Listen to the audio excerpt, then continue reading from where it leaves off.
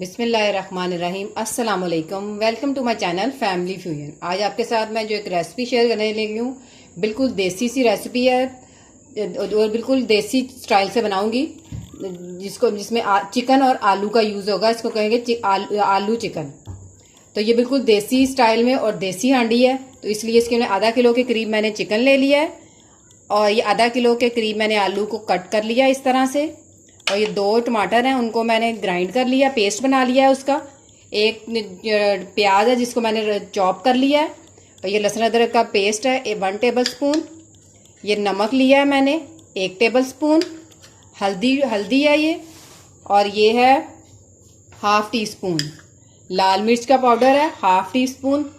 और ये साबुत ज़ीरा है और बड़ी इलायची है और 4 अदर लौंग है।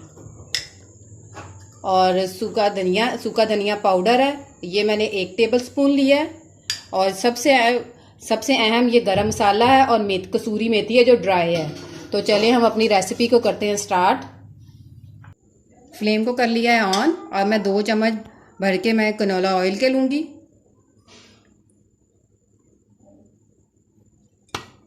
अब इसमें सबसे पहले जो साबुत ज़ीरा है और बड़ी इलायची है और 4 अदर लौंग है वो डाल दूंगी, ताकि वो थोड़ा ज़ीरा मेरा कड़कड़ा ले। और उसके बाद फिर इसमें प्याज ऐड करेंगे हम।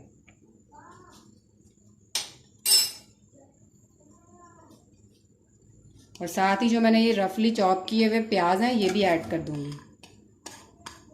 और हरी मिर्चों का एंड पे इस्तेमाल करेंगे, इसलिए मैं इनको साबुत ही रख रही हूँ अभी। प्याज़ों को ज़्यादा ब्राउन नहीं करना, बिल्कुल हल्का सा गोल्डन सा टच देना है इसको।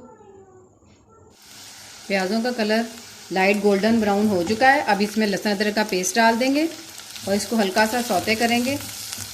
और फिर इसके बाद हम जो टमाटर का जो पेस्ट बनाया है उसको ऐड कर देंगे, ताकि उसका भी पानी साथ ही खुश्क हो जाए। तो उसके बाद 1 बाय 1 इसमें मसाले ऐड कर देंगे।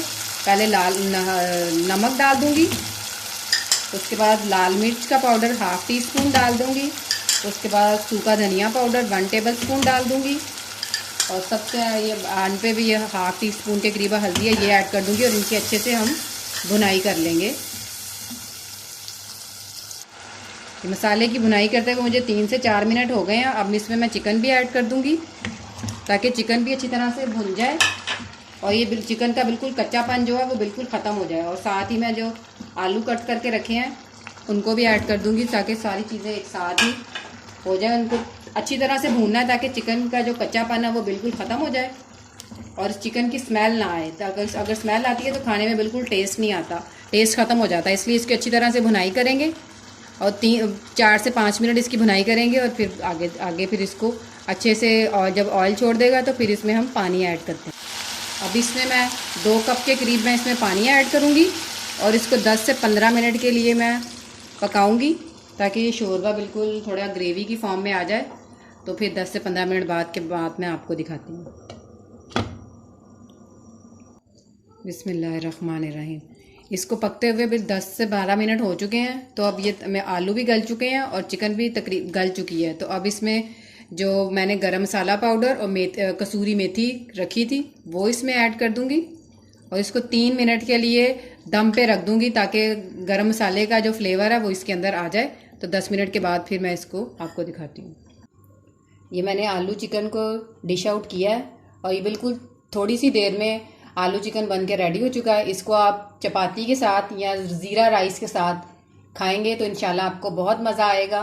तो अगर आपको आज की मेरी रेसिपी ये सादी सी बिल्कुल अच्छी लगी हो देसी स्टाइल में, तो मेरी वीडियो को लाइक और मेरे चैनल को सब्सक्राइब करना बिल्कुल मत भूलिएगा। Thank you.